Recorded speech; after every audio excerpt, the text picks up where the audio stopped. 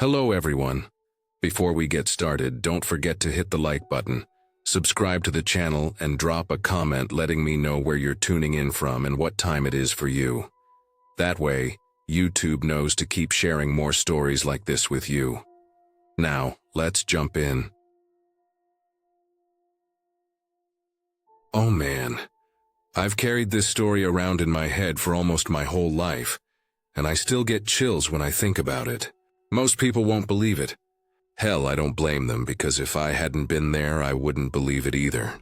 But every single thing I'm about to say really happened, and I can still see it in my mind just as clearly as the day it happened.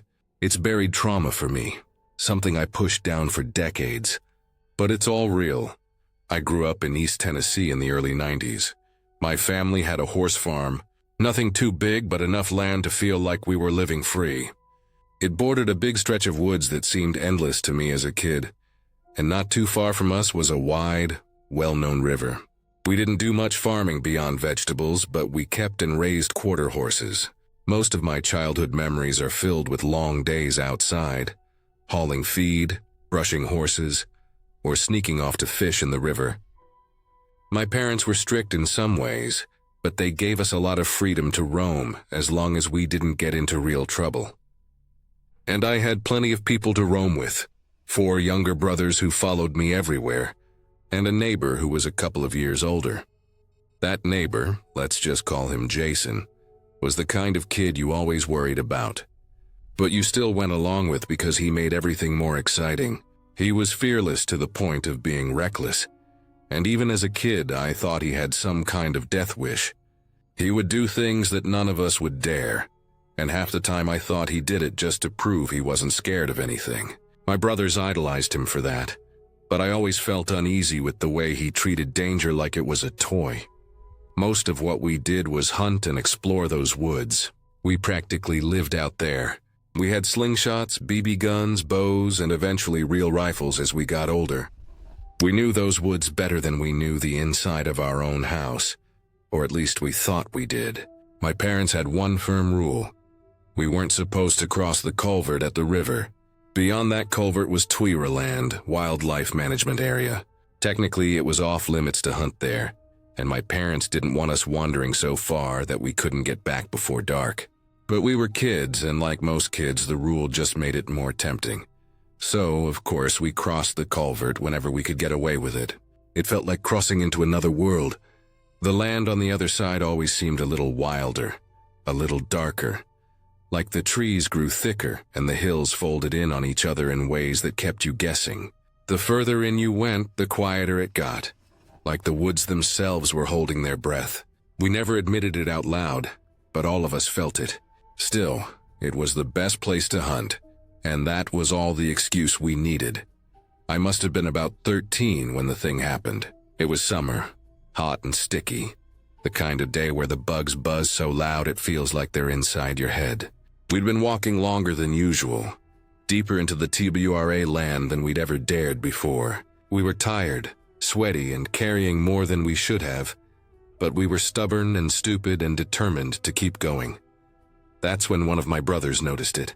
We had come up on a pine thicket, not huge, but enough to stand out.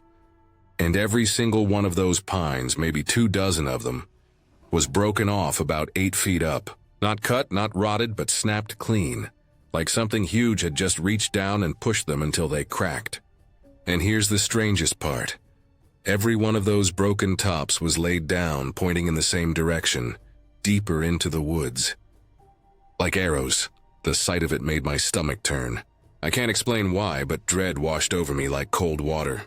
My whole body seemed to know before my mind caught up. This wasn't right.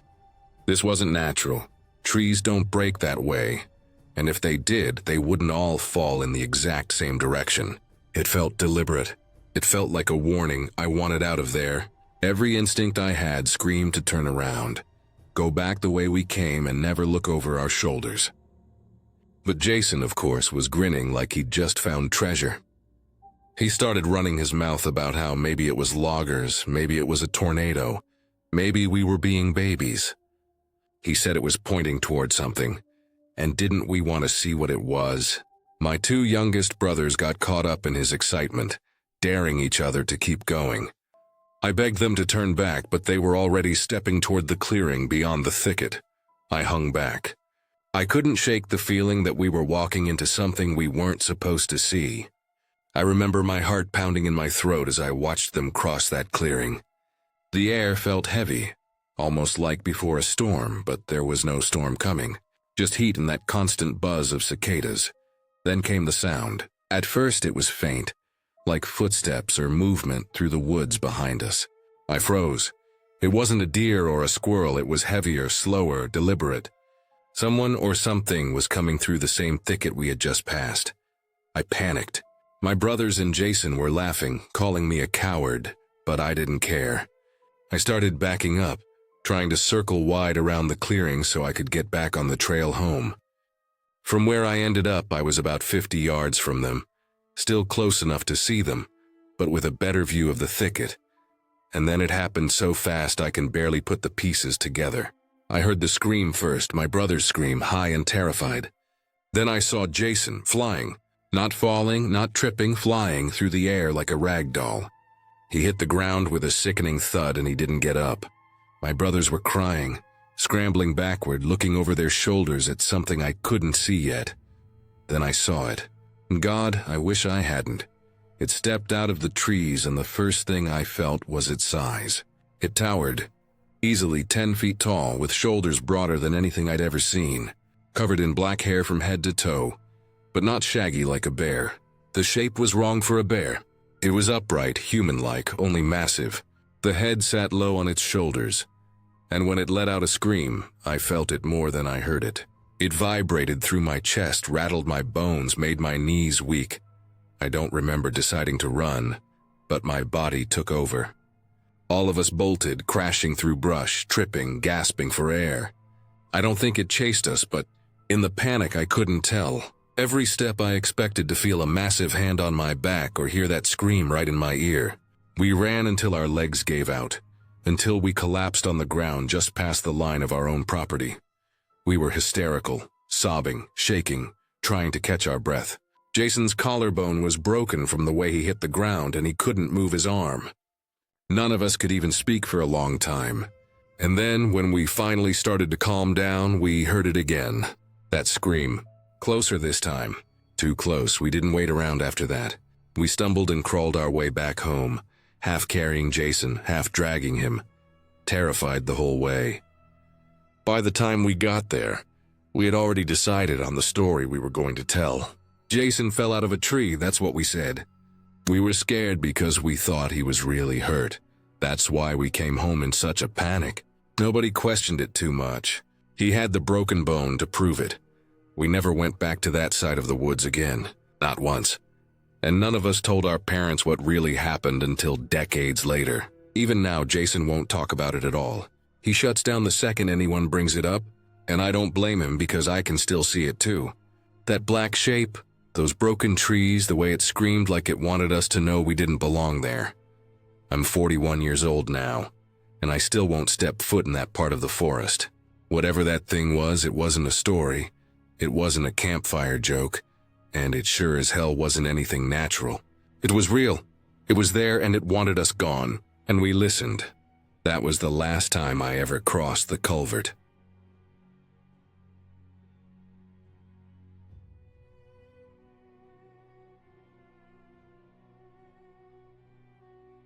I worked on a small farm many years ago, and even though it was only for a short time, there's one day that has never left me. Still comes back in my sleep sometimes, and when it does, it feels like I'm standing there again, smelling the soil and the sharp sting of fertilizer in the air, watching something happen that I never wanted to see. It's been more than 30 years, but it has stuck with me in a way I can't shake. The farm wasn't anything big, just a family place, a couple 100 acres. Not one of those massive corporate fields you drive past on the interstate. It had an old white farmhouse, a handful of outbuildings, and a scattering of machinery that looked like it had been patched together more than once with whatever scrap could be found lying around. The farmer himself was an older man, tough as nails, sunburned deep into his skin, and always with that look of someone who'd seen every kind of trouble a farm could throw at him. He hired me for odd days when he needed an extra set of hands. The money wasn't much, but I took it. This particular day we were planting potatoes. The ground had already been tilled, straight rows cut into the earth. It was early spring, cool in the morning, though it would get warmer as the day went on. The field had just been fertilized a few days before, and I remember the smell more than anything. It wasn't just manure. It was chicken shit. Tons of it hauled in from some massive egg processing facility not too far away. It had that ammonia burn, a sharp stink that got in your nose and clung to your clothes. You could wash, but it never came out fully. For the rest of the season, you'd catch whiffs of it when you sweat. The setup for planting was simple, though not safe by any measure. There was the tractor up front, the farmer driving, and behind it a machine that carried the potato seeds. If you're not familiar, potato seeds aren't seeds at all, but cut up chunks of potato with eyes that sprout. They go into the ground and each piece grows into a new plant. This machine had a big metal hopper where the chunks were loaded, and from the bottom of it ran 2 chutes. Each chute fed into a wheel of 4 arms that rotated with the turning of the machine. At the end of each arm were sharp steel needles, and as the arms rotated down, the needles would stab into the potato chunks, carry them down, and release them into the earth right at the right spacing. It was clever in a way, but crude. My job, along with the other man, was to sit on the back of the planter, one of us on each side of the hopper, and make sure those arms always had potatoes to grab. The arms came fast, 4 of them spinning on each side, 8 total, so you had to keep your eyes open and your hands moving quick. If an arm missed a seed, you'd end up with a gap in the row, which the farmer hated. The other worker that day was a man named Nong, or maybe Nang. I never saw his name written down, only heard it spoken by the farmer. He was Vietnamese, older than me, though I couldn't have said by how much at the time. He didn't speak English, at least not enough for me to ever understand more than a few words. I'd heard from the farmer that he had been in the ARVN during the war. He carried himself like a man who had lived through hard things, though he never talked about them. His body showed signs of it too, scars on his arms, a stiff limp when he walked, and this way he had of moving like he was careful about every step.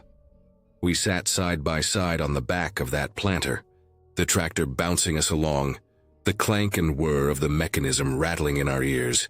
It wasn't steady ground. Every bump in the soil jarred through the seat into your bones. I remember brushing the dirt and bits of rotten potato off my pants as we worked, just trying to keep up with the rotation of those arms. It was tiring in a strange way. Not heavy labor exactly, but constant. You had to stay sharp, keep your hands moving, and never let your mind wander. The smell was worse back there than anywhere else. Every churn of the dirt sent up another wave of the chicken manure stink, hot and sour, heavy in the air. My mouth tasted of it, and even when I breathed through my shirt, it found a way in. The noise, too. The steady groan of the tractor, the click and snap of the planting arms, the dull thud as each seed was dropped into the row behind us. I don't know how long we'd been at it before it happened. Maybe an hour, maybe 2. Time blurred when all you were doing was reaching, placing, and watching. I remember the sun was higher, the day warming, the dirt beginning to dry in the rows. My hands were coated in dust, my fingernails lined with it. I kept my head down, focused on the arms, when all at once I noticed movement on the other side. I turned just in time to see Nang's hand caught in the mechanism. At first my mind couldn't even process it. His hand was pressed right through one of the arms, the steel needles driven through the flesh of his palm like skewers. The wheel had tried to turn, but his hand jammed it, freezing both sides at once. The machine groaned, metal straining against itself, then jerked to a stop. For a split second I just stared. The image burned itself into me instantly. The skin stretched pale, the steel punched clean through, blood welling around it. You could see daylight through part of his hand, where one of the larger needles had pierced straight through. It should have been screaming pain. It should have been the kind of injury that sent a man thrashing. But what struck me, what froze me in place, was how calm he was. He looked straight at me, his face expressionless except for a tightness around the eyes. He said my name, flat even in that accent of his, and then said, "Help."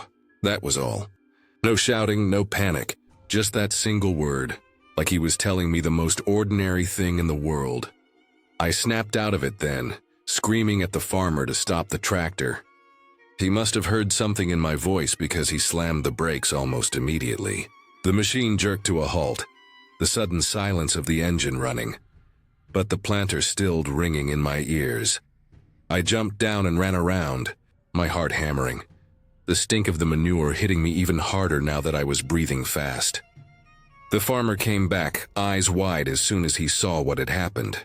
Without hesitation, he yanked the belt off the axle, stopping the arms from even trying to turn again. Together, we gripped his arm, careful but desperate, and worked it free. The needle slid out with sickening slowness, and when his hand came away, it was a mess. The holes went straight through, edges torn and bleeding. I will never forget the sight of it. A hand with daylight shining through the palm, blood mixed with dirt, and the foul dust of chicken waste. He didn't cry out, not once. He just held it up, blood dripping. Eyes steady but unfocused, like he was somewhere else inside himself. The farmer didn't waste any time. He hauled him toward the truck, shouting at me to lock things down. I stood there for a second, breathing hard, my stomach rolling before I forced myself to move. I climbed onto the planter, knocked loose the few potatoes that had jammed, and then just stood there, shaking, watching them drive off down the dirt road. Later, I found out what happened. They took him straight to the hospital. The doctors cleaned it out, but the risk of infection was too high. With all that chicken waste ground into the wound, the chance of him losing more than his hand was real. They amputated, just like that. One moment he had a hand, the next he didn't. I drove home after, numb. My clothes stank. My hands shook on the steering wheel. I kept seeing it, over and over. The needles punching through, the calm look on his face, the hole in his hand. That night I dreamed about it. The dream was worse than the memory. In the dream, the machine never stopped, kept turning, dragging him down into the dirt while I sat there frozen. I only worked for that farmer a couple more times after that. He was a hard man, but even he seemed shaken by what had happened. He'd seen plenty in his life, but accidents like that, they leave a mark. We didn't talk about it. He just gave me work, I did it, and then I left. The years rolled by, but the memory never softened. 30 years on, I still see it. Sometimes it comes back when I'm around farm equipment. Sometimes when I catch that same sharp stink of chicken manure. And sometimes it comes back in the middle of the night, clear as day. I'll wake up sweating, heart racing, certain I've heard the clank of those arms spinning, certain I'll turn and see his hand caught again. It's not the blood that stays with me. It's not even the injury itself. It's the way he looked at me, calm, steady. Like pain didn't matter, like he had already lived through worse. That's what I can't shake. That's what still haunts me. It was real. It happened. And it taught me something I never forgot. On a farm, one moment of bad luck, 1 second of distraction, can take more from you than you ever thought possible. And for the rest of my life, I will never ever forget that day in the potato field.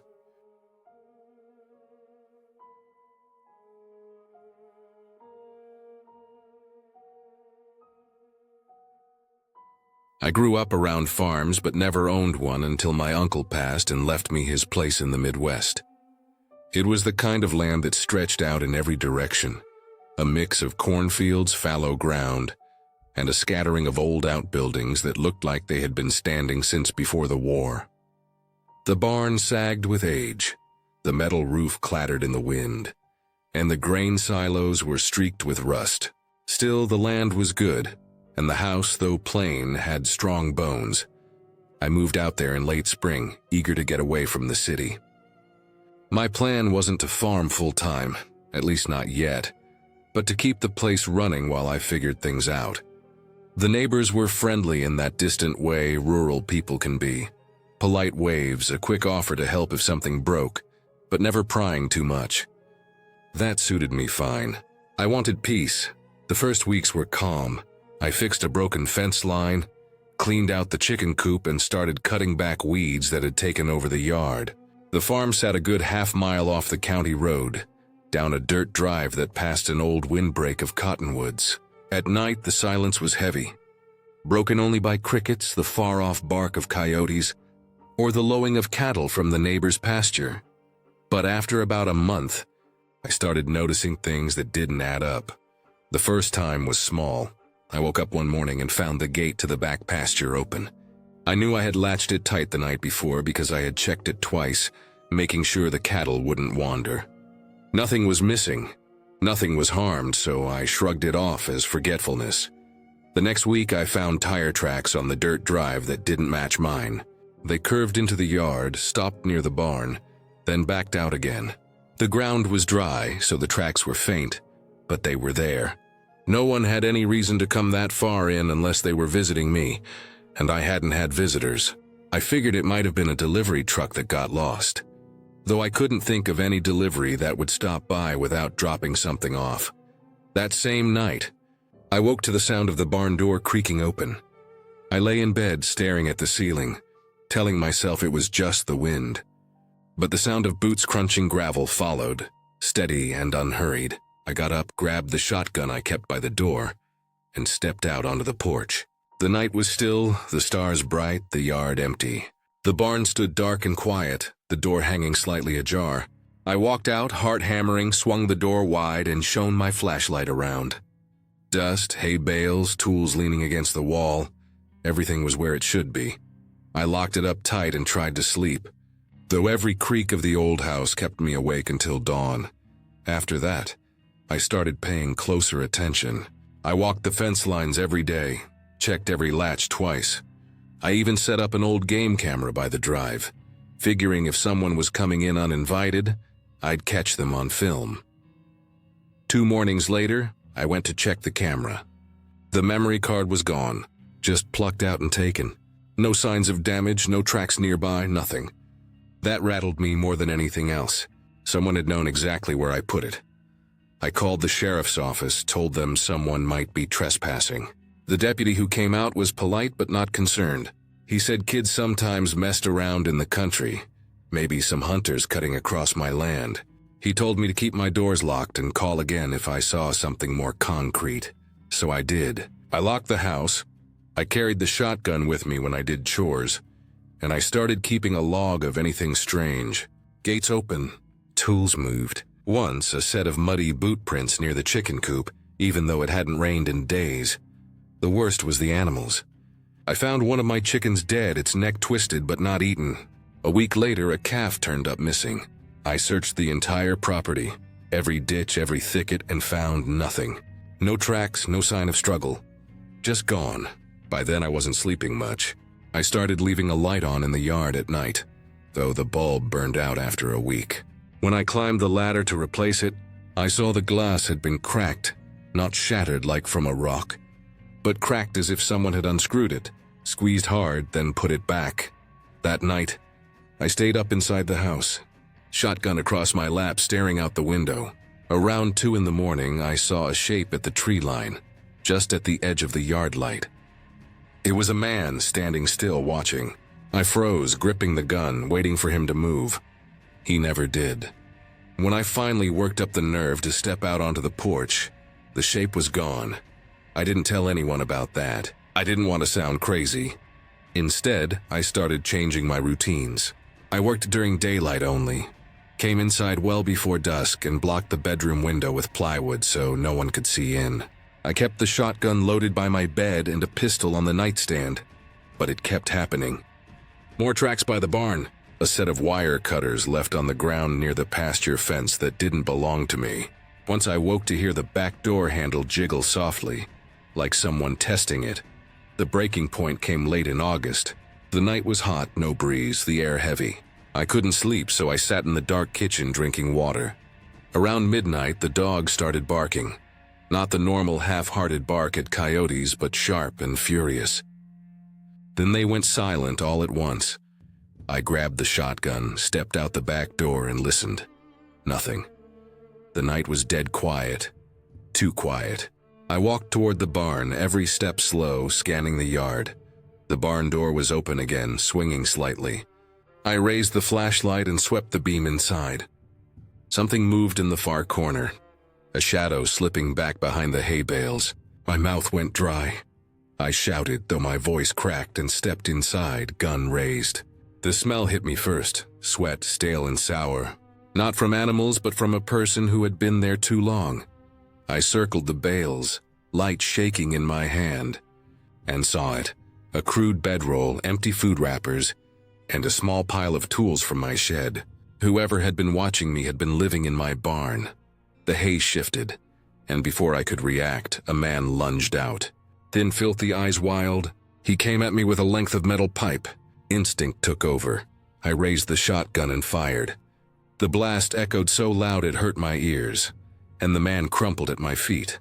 I stood there shaking, staring down at him, the pipe clattering away. He was just a man, skin burned from the sun, clothes ripped barefoot. He looked half-starved, but he'd been in my barn, on my land, watching me night after night. I called the sheriff, hands trembling so badly I could barely punch the numbers. They came fast this time, lights cutting through the night, radios crackling. They took the body away, asked questions, searched the barn. The deputy told me later the man was a drifter, probably living off scraps, maybe mentally unstable. That should have been the end of it. But when they cleared out and I was alone again, the silence of the farm pressed in heavier than ever. Every creak of the house, every gust of wind against the siding made me flinch. I couldn't shake the thought of how long he'd been there, how many nights he'd stood in the yard, watching me through the windows. The barn smelled of him for weeks afterward. I cleaned it top to bottom, hauled out every scrap he'd left, but the sense of intrusion lingered. I started sleeping with the lights on in every room, even though it made me feel foolish. In the daylight, the farm looked the same. Fields stretching under the sun, tractors rumbling down the county road, but it didn't feel the same. It felt exposed, vulnerable. The land that had once seemed peaceful now felt like it could swallow me whole. I still live here, though I've thought about selling more than once. I fixed the fences, replaced the locks, even put up cameras with backup memory cards hidden in the attic. I walked the yard every night before dark, shotgun over my shoulder. I've never seen another drifter, never found another boot print where it shouldn't be. But some nights, when the air is still and the moon is high, I swear I feel eyes on me again, just beyond the tree line. And I know now that out here, in all this space, if someone wants to watch you, they can. They can get close. Closer than you'll ever realize.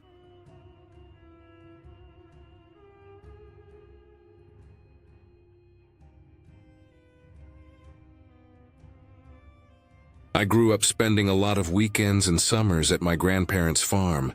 My grandpa had this huge stretch of land, the kind of property that felt endless when you were a kid. Rolling fields, scattered tree lines, long dirt paths that seemed to go nowhere and everywhere at the same time. He raised free-range cattle, and because of the size of the land, you didn't always see them. Some days they'd be spread out in little groups, way out in the far fields, hidden by hills or trees. Other days a few would be closer, near the fences or just past the barn. They weren't penned up in one spot, so they kind of did their own thing, and you just trusted they were out there grazing. What always struck me was how calm and slow they seemed. Cows aren't exactly fast movers. They wander, they chew. They stop to stare at you if you get too close, and then they go back to eating. So it was normal to go a whole day without really thinking about them. You just assumed they were out there somewhere, heads bent down, tails flicking flies away. That's what I was used to anyway. This one time, though, something happened that I've never been able to shake. It wasn't terrifying in the way that leaves you screaming or running for your life, but it was strange. Strange enough that the memory has stayed clear in my head all these years later. We had driven up to visit my grandparents for the day. It wasn't unusual to do that. Just pile into the car and make the trip out into the country. I remember the drive, long stretches of road with almost no traffic, and then turning off onto the gravel path that wound its way to their farmhouse. The farmhouse itself was nothing fancy, but it was sturdy. White siding, a big porch, windows that looked out over the fields. The kind of place where every creak in the floorboards seemed tied to years of family history. When we got there, though, The place was quiet. My grandparents weren't home. That wasn't too unusual either. Sometimes they'd be running errands in town or checking on something deeper in the property. They always kept a spare key hidden on the porch for times like this. My mom knew exactly where it was. I can still picture her crouching down, reaching under the loose board by the step, and pulling out that little key. She unlocked the front door, and as soon as it swung open, the alarm went off. It was deafening, not like the alarms you hear in stores or houses today that beep or chirp. This was a siren, a full-on wailing blast that sounded like something you'd expect in an emergency drill. It was the kind of sound that felt like it went right through you, rattling your chest and making your ears ring. Out in the country, alarms like that weren't just for show. They were made to be heard across fields, loud enough to catch the attention of neighbors half a mile away. The sound spilled out of the house and rolled across the land. You could hear it bouncing back from the tree lines, echoing faintly but still carrying. I remember standing in the living room, the rotary phone sitting on a small wooden table by the wall. My mom fumbling to call family members, trying to figure out how to shut it off. I wasn't much help, just kind of frozen, listening to the endless scream of that alarm. That phone always fascinated me. Heavy with a long coiled cord, the kind where you had to stick your finger in the dial and spin it around to make a call. I remember standing there watching the cord bounce as my mom pulled it toward her ear. Her voice raised because she had to talk over the siren, and then I happened to glance out the window. At first I didn't process what I was seeing. Out in the fields, far enough that they were little moving dots, were the cows. But they weren't grazing. They weren't scattered. They were moving fast. I squinted, pressing closer to the glass. All across the land, from every direction, the cows were running. It was the strangest sight. These heavy, slow animals that normally did nothing more than plod along were charging full speed toward the house. Dust kicked up behind them, and you could see the way their legs pounded into the ground. Their heads bobbed as they ran, their ears flicking, their tails raised slightly. And it wasn't just a few of them. It was every single cow.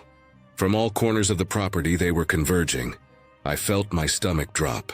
The sound of the alarm was overwhelming, but now my attention was locked on the sight outside. I'd never seen cows move like that, not all together, not with that kind of urgency. They weren't meandering closer. They weren't curious.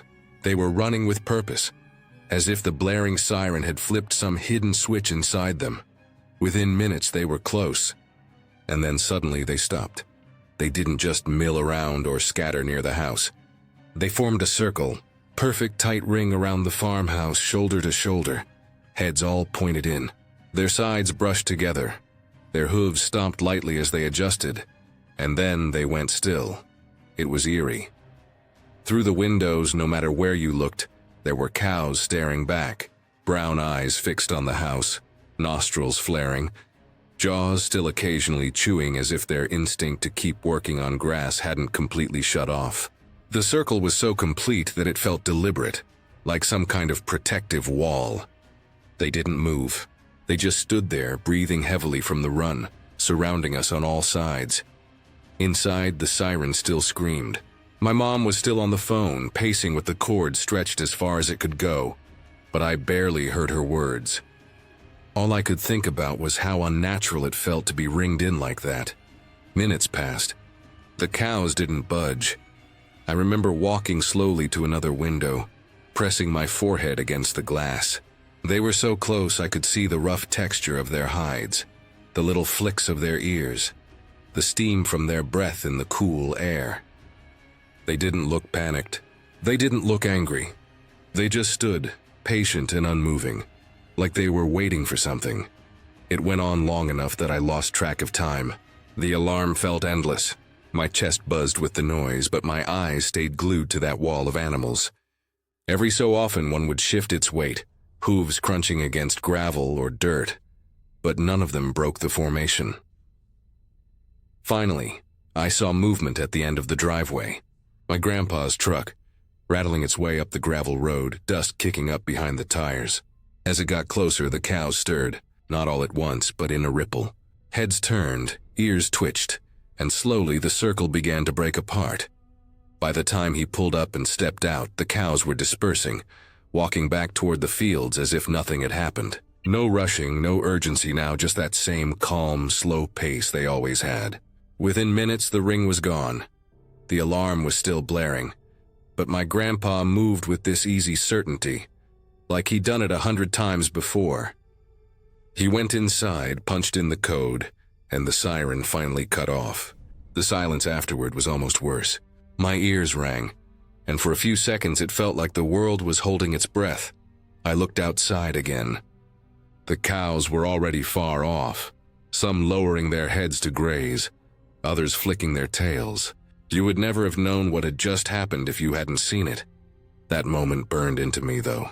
I had never thought of cows as anything more than slow, heavy animals that barely paid attention to the world around them. But that day, they all reacted together, like a single organism, drawn to the sound of that alarm, surrounding the house like sentries. It was impossible to explain, but it was real. When my grandpa walked in, I half expected him to comment on it, but he didn't. To him, maybe it was just another day. But for me, it was unforgettable. Years later, I still think about it. How sudden it was, how complete. How every cow from every part of that massive property seemed to know at once. They had never done it before, and they never did it again. Just that one day. That one alarm and that one strange circle around the house. It wasn't a ghost story, and it wasn't some nightmare. But it was real. And it was one of the strangest, most unsettling things I've ever seen. And no matter how much time passes, I can still close my eyes and see those cows standing shoulder to shoulder, encircling us like they were the farm's own living security system, waiting silently until my grandpa returned.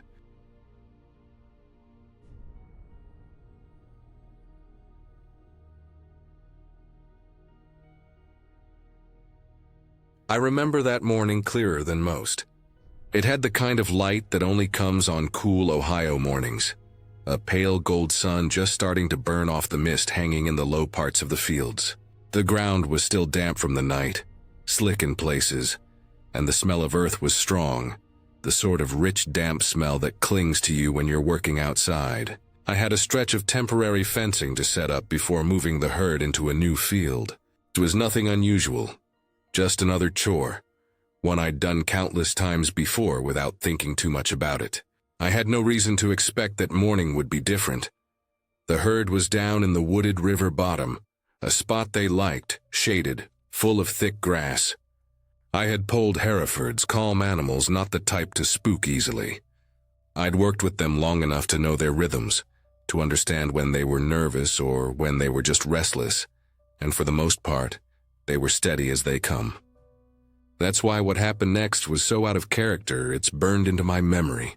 I was checking the line of step-in posts I'd already put in, making sure the poly wire was tight when I heard it first, hooves pounding. Not just one or two animals moving around, but the thunder of a whole herd running full out. I straightened, the plastic reel of wire still in my hand, and looked up just in time to see the entire herd burst out of the tree line. They weren't just trotting or loping. They were flat-out hauling, a stampede of bodies charging up from the wooded bottom like something had lit a fire under them. At first, I thought maybe they'd gotten tangled in something, or maybe one had spooked and set the others off. But within seconds, it was clear this was no normal rush. Their eyes were wide, whites flashing, and their tails were up. They bunched together as they ran, heads tossing, every single one of them desperate to get out of those trees. These weren't animals drifting to a new patch of grass. They were running from something. I froze for a second, just taking it in, the ground trembling under the pounding of their hooves. My first thought wasn't fear, but protective instinct. Those were my cattle, and whatever had them worked up could still be down there. I dropped the reel, swung myself over the half-strung fence, and started running toward where they were gathering in a tight circle a little way up the hill. As I came closer, I could feel it. Something in the air. The cows weren't just nervous, they were locked in. Every single head turned back toward the dark line of trees. They were packed so close together their sides were pressed, and the sound of their heavy breathing carried on the still morning air. A low murmur of moos rolled through them, punctuated by the occasional sharp snort. Their bodies were tense, muscles bunched like they were ready to bolt again if they had to. That's when I saw him. The bull. He was there among them, not standing off to the side or leading them as he sometimes did, but shoulder to shoulder with the others. His head was low, eyes wide, ears pinned forward at the trees. This was a big boy, easily the largest we'd ever had. He was a monster of muscle and weight, the kind of animal that didn't give way for much of anything. Normally, he moved through the world with slow confidence, as if he knew nothing could touch him. I'd never seen him rattled by people, by dogs, by machinery, not even by thunderstorms.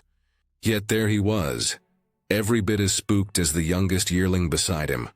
That sent a shock through me deeper than anything else could have. When an animal like that shows fear, you listen. You stop in your tracks and think real hard about what you're walking into. I slowed down, boots skidding a little on the damp slope, and just stared at him. His sides heaved, steam rising faintly in the morning cool, and his nostrils flared wide as he snorted and stamped the ground. He wasn't posturing at another bull or showing dominance. He was scared, and it froze me in place.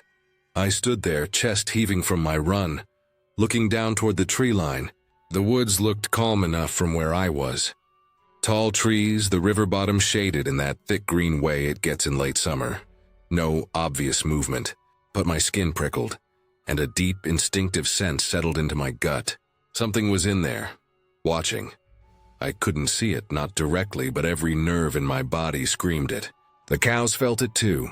They shifted uneasily, hooves scraping, heads bobbing nervously, eyes locked on the trees. A ripple of movement went through the herd as if some invisible signal had passed among them. Their focus never wavered, all eyes trained on the same spot. I followed their gaze, squinting into the shadowed tangle of trunks and undergrowth. Nothing, just shadows. But that didn't matter. The feeling was enough.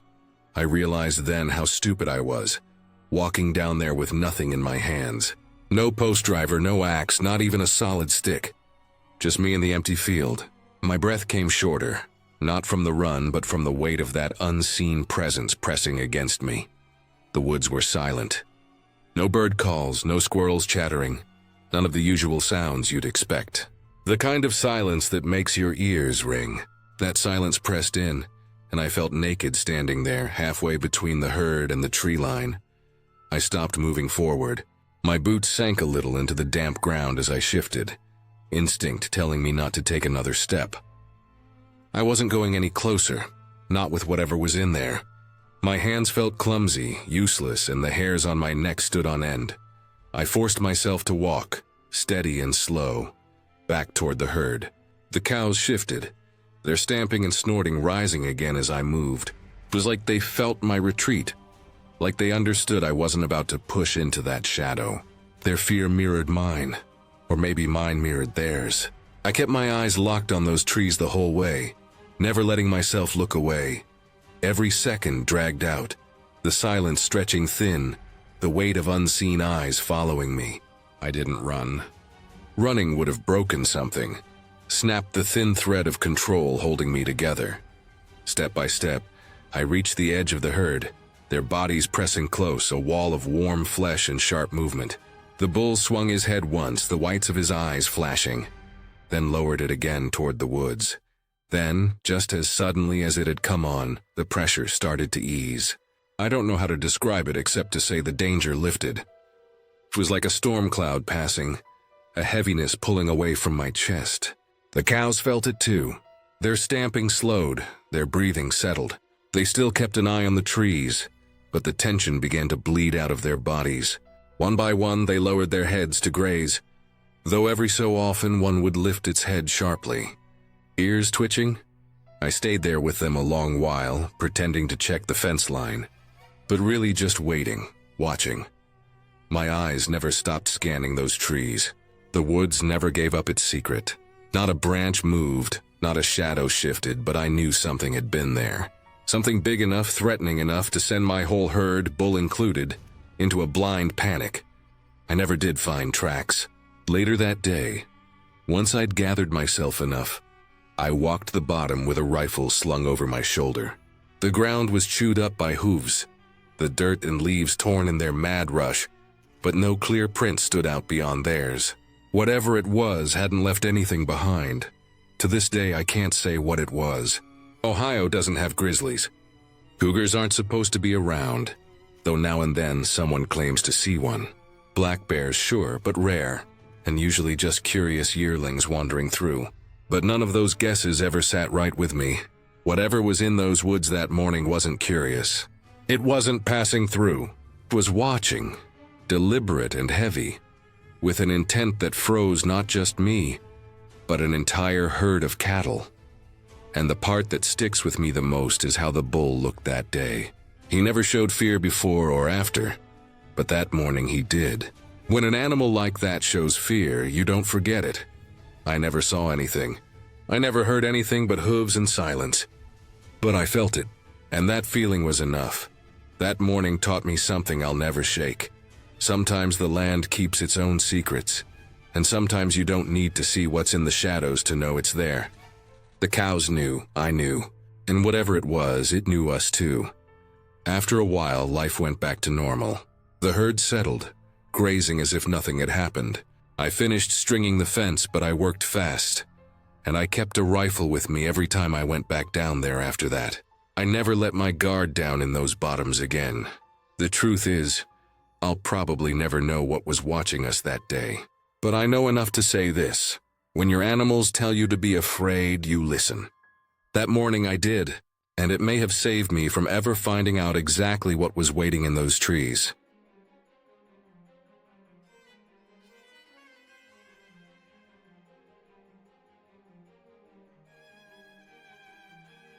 I grew up around cattle. That was just the way it was in my family.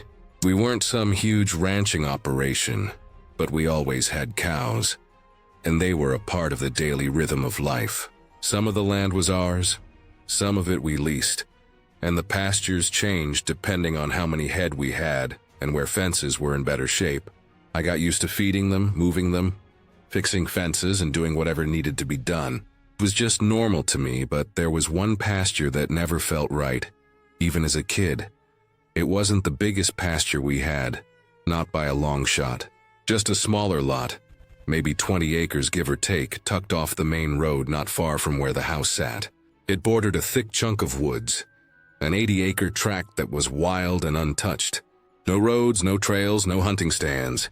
It was just heavy timber and brush, the kind of woods you couldn't walk through without getting your clothes torn up and your shins bruised. Beyond that land was Corps of Engineers property, which meant even more land that wasn't developed or touched much by people. A whole stretch of woods, basically endless from my young eyes. The cows didn't seem to mind being there most of the time, but every so often something would set them on edge. I remember the first time I noticed it. I was probably 8 or 9, riding along on the tractor with my dad while he was hauling feed out to the troughs. The tractor made a racket, as they do, rattling and humming so loud you couldn't even hear yourself think. I was bouncing on the seat beside him, watching the cows trail in, when I realized a bunch of them weren't eating. They were hanging back in the pasture, in a kind of loose line, all facing the same way. At first I thought maybe it was just some dumb cow thing. They do weird things sometimes, staring at nothing, or all running at once when nothing's chasing them. But the longer I looked, the more I realized they weren't staring at nothing. They were staring at the woods. Heads up, ears forward, eyes wide. Not relaxed at all. I remember feeling it then, even before I really understood it. Something in those woods had their attention. And whatever it was, they didn't want to be close to it. My dad didn't say anything about it. He just went on pouring feed, clanking the bags down, the sound of the grain rushing into the troughs. The noise should have been enough to scare off any coyote or stray dog. But the cows didn't calm down. They stayed there, pulled back from the fence line, watching. And I remember, even with the tractor roaring, feeling this stillness under it all. Like something was holding its breath out there in the trees. That wasn't the only time it happened. It happened enough that I came to expect it, though it was never on any schedule. Sometimes we'd go feed and everything would be fine. The cows would come running, tails swishing, bawling for feed. But every so often, Randomly, they'd act like that. Like there was something in the woods they didn't trust. And when they did, I felt it too. The air would feel different, like it was thicker somehow. My neck would itch from that prickling sense of being watched. I'd keep looking toward the fence line, half expecting something to step out from the shadows. The thing was, we never lost cattle to predators. Not once. No calves gone missing, no cows mauled. We had coyotes around, sure, but coyotes were skittish. They wouldn't come anywhere near a running tractor, or people moving around, especially not in daylight. And we didn't have bears there. People said a mountain lion might pass through now and then, a young male wandering, but that wasn't common. If one had hung around, we would have known. There would have been sign, maybe kills, but there was nothing. Just that strange, quiet tension every once in a while, with the cows acting like they knew something we didn't. I can still picture the way they'd line up. It wasn't neat, but it was deliberate. They'd keep a buffer of space between themselves and the woods, and it was like an invisible line had been drawn. They weren't crossing it. They'd stand side by side or just behind each other, tails flicking nervously, heads pointed toward the trees. Sometimes one would moo, low and uneasy, and the sound would carry across the lot. I'd sit there on the tractor, swinging my legs, trying not to look at the woods but always failing, because it felt worse not to. When I got old enough to help more, I'd drive the tractor myself or carry buckets of feed out there. Being alone in that pasture made the feeling sharper. I'd shovel grain into the trough, the sound echoing in the quiet, and I'd keep glancing over my shoulder. There was never anything obvious. No movement, no sound of breaking twigs, no flash of fur. Just still trees, deep shadows, and that crawling sense that eyes were on me. I hated it. I hated the way the hair on my arms would rise, the way my chest would tighten as if I was holding my breath without meaning to. Sometimes I'd walk faster back to the tractor than I needed to, resisting the urge to flat out run. I'd tell myself I was being stupid, that there was nothing there, but I never believed it. What unsettled me most was that the cows always seemed to know before I did. They'd already be acting strange, already pulling back, already staring before I felt anything. And they're prey animals. They don't waste energy worrying about nothing. Something made every one of them uncomfortable. It wasn't imaginary. Over the years, it kept happening. Not every week, not even every month. Just enough times to stick with me. It was always in that same pasture, always along that same stretch of woods. We worked plenty of other lots, bigger ones with tree lines just as thick, and I never felt it anywhere else. Only there. As I got older, I thought more about what it could have been. Predators didn't make sense. Coyotes would have run from us. Mountain lions might have been passing through, but not staying. Not silent while a tractor banged and clattered 20 yards away. Stray dogs, maybe. But the cow's reaction seemed bigger than that.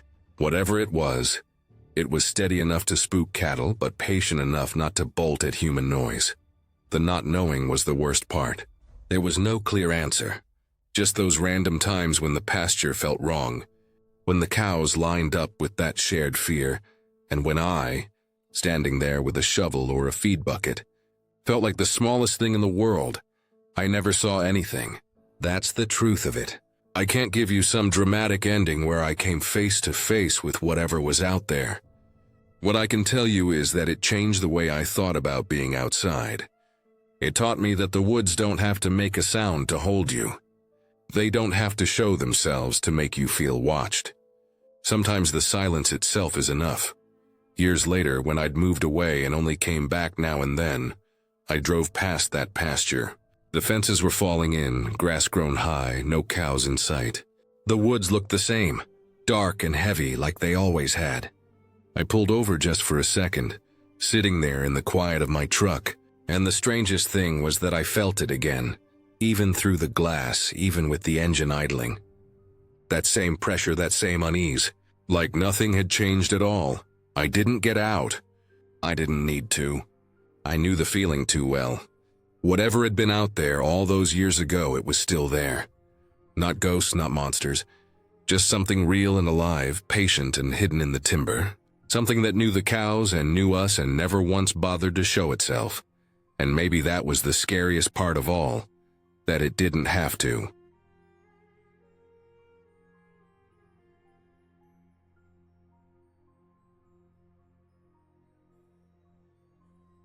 I grew up in a neighborhood where houses sat close together, just an average street in a small town.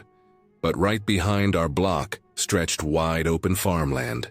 It wasn't our land, not even close, but to me and my brother it always felt like a secret playground, hidden in plain sight. Beyond the last row of backyards, after you hopped a short fence and stepped past the tree line, you'd be staring at endless rows of corn that seemed to go on forever. It wasn't like the park down the street with swings and a baseball diamond where other kids went. The fields had a different pull, like they were meant for adventure, like they belonged to us even though they didn't. My mom would never have let us go in there if she knew. She thought we were at the park a block away whenever we disappeared for hours at a time. She would have been furious to know we spent that much time running through another man's crops. But at that age, rules didn't matter much to me. The cornfield felt like another world, and we thought we were clever enough to keep it our little secret. The field was massive. At different times of the year, it was just bare dirt with lines carved into it, or small shoots poking out of the ground. That wasn't much fun, but late summer was when it came alive. The corn stalks grew so tall that when you stood between them, you couldn't see anything but walls of green on every side. Each row was like a hallway stretching straight ahead, and if you darted to the left or right, it was easy to lose yourself in the crisscrossing paths. When the stalks were at their peak, taller than us by far, the whole place felt like a maze designed just for me and my brother. We didn't always have a plan when we went in. Sometimes we would just wander, sometimes chase each other down the rows, sometimes pretend we were explorers hacking through a jungle. The stalks towered over us, their leaves scratching our arms when we brushed too close, the soil soft under our shoes. You could hear the whisper of the leaves shifting against each other whenever the wind moved through. And above all, that was a silence that felt different than the park or the street. It was heavier somehow, like you were cut off from the rest of the world. Even though houses were not far away, once you were deep in those rows, you couldn't hear traffic or people talking. It was just us, the stalks, and that quiet hum of nature. That day started like any other. The sky was a pale blue, not a cloud in sight. The kind of day where the heat pressed down on you and everything seemed to slow. The dirt was dry and cracked, crunching under our sneakers as we stepped carefully between the rows. My brother always went first. He was a year older than me, taller, more confident. I followed close behind, looking over my shoulder every now and then as if the field itself might swallow us if we weren't careful. My shirt clung to me with sweat, but I didn't care. I liked it out there. It felt like stepping into a place nobody else knew about. We wandered deeper, past where you could see the edge of the neighborhood if you looked back. The stalks closed around us, forming walls so tight the sunlight only came through in strips. The ground was shaded and cooler there, the smell of dirt and corn heavy in the air. My brother pushed forward with the kind of determination that made me trust him, even when I didn't know where we were going. We weren't really heading anywhere. We just wanted to be in it, to feel swallowed up by something bigger than us. It must have been an hour before it happened. We were running through the rows, ducking low, laughing in the way kids do when there's nothing to be afraid of, when I heard it. A low droning sound, muffled at first like something far away. I stopped, my ears straining. It was mechanical, steady, and growing louder. My brother slowed down too, turning his head. For a moment I thought maybe it was a plane overhead, but it wasn't coming from the sky. It was coming from the ground, and it was moving toward us. We stood still, listening. The sound grew sharper, more defined, and even though I had never paid attention to farm equipment before, something in me knew what it was. A machine.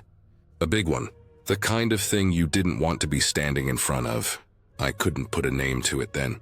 My mind scrambled trying to figure it out, but all I could think was tractor. That was the only word I had, even though this was something bigger than a tractor. The rows blocked our view. You couldn't see much of anything past the walls of green, not even the direction the sound was coming from. My brother crouched down, his face serious now, and bent forward so I could climb onto his shoulders. I grabbed onto his head and hauled myself up, steadying myself on his arms as he stood tall. The stalks that had seemed so huge before now fell away beneath me. I rose above them, my head breaking into the open air. From up there, the whole field stretched out, a green sea swaying gently in the breeze. The horizon nothing but rows and rows of corn rolling toward the distance. And then I saw it. The machine was massive. A combine harvester crawling across the field with a steady purpose. Its header stretched wide, cutting through the stalks row after row, chewing them up and swallowing them whole.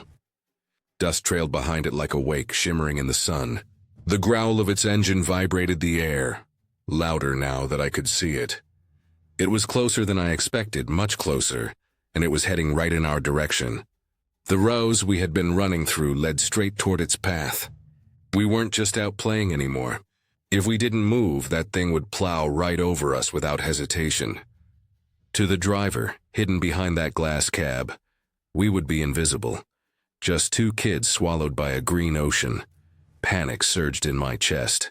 I grabbed my brother's hair without meaning to, yanking hard as I shouted down at him that we had to go.